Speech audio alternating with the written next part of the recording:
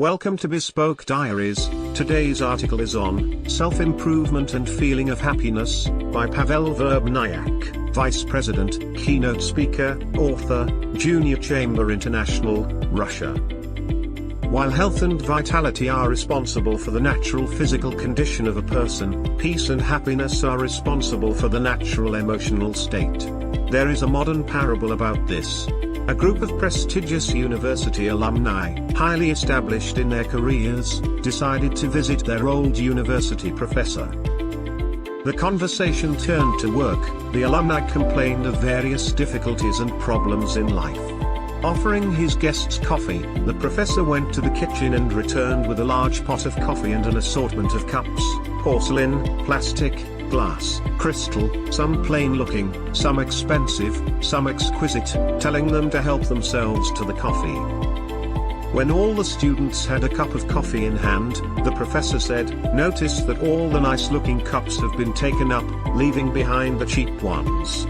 While such an approach is normal for you to want only the best for yourselves, that is the source of your problems and stress.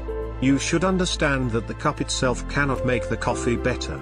In most cases, it is just more expensive and in some cases even hides what we drink. You really wanted coffee, not the cup. You consciously went for the best cups. And then you began eyeing each other's cups. Now consider this: life is the coffee, the jobs, money and position in society are the cups.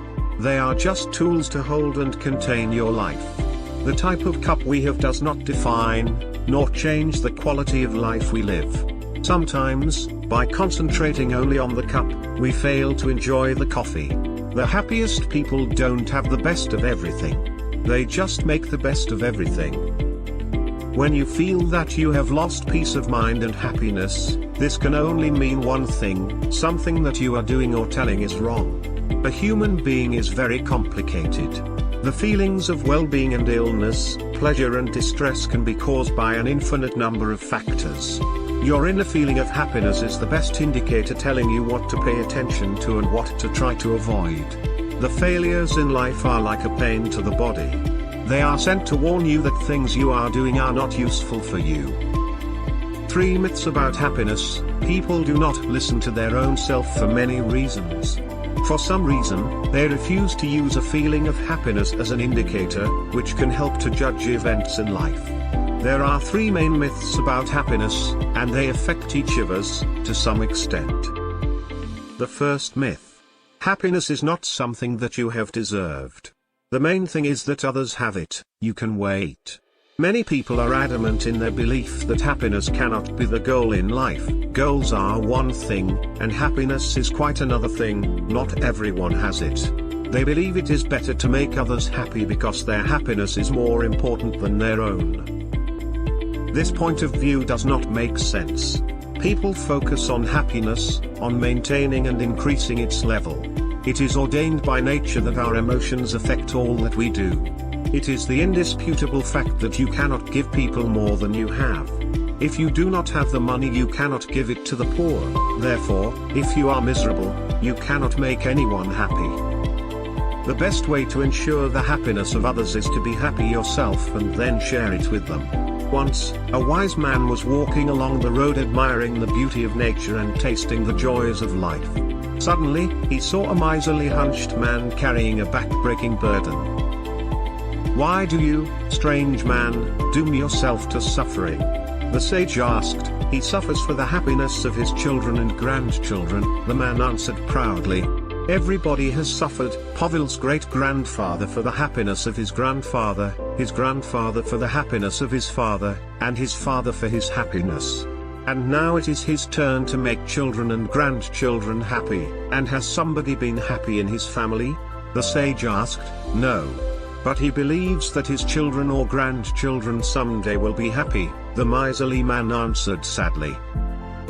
"Yes, the illiterate cannot learn to read, and the mole cannot bring up the eagle," the sage said softly. "First, you need to learn to be happy yourself.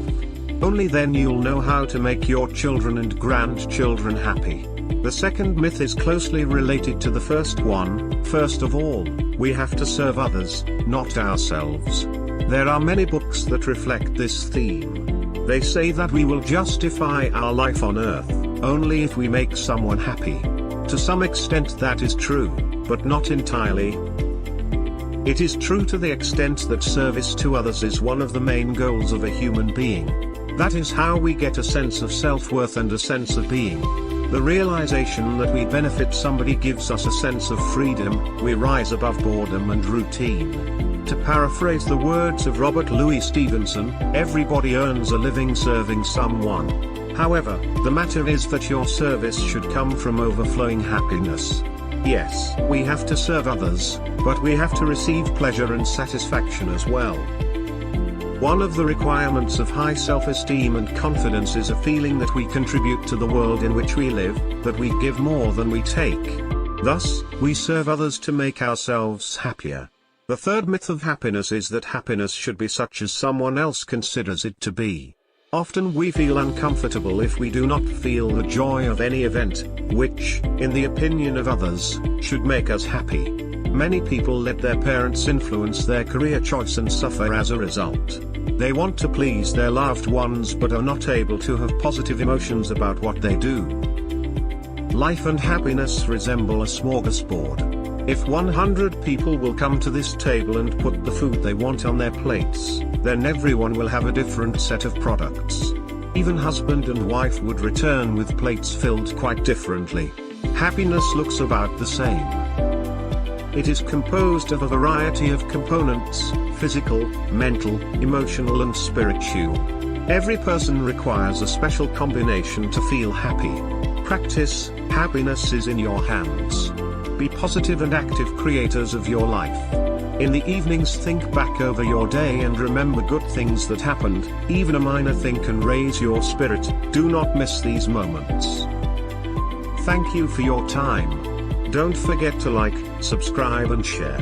Do leave your thoughts in the comments section below.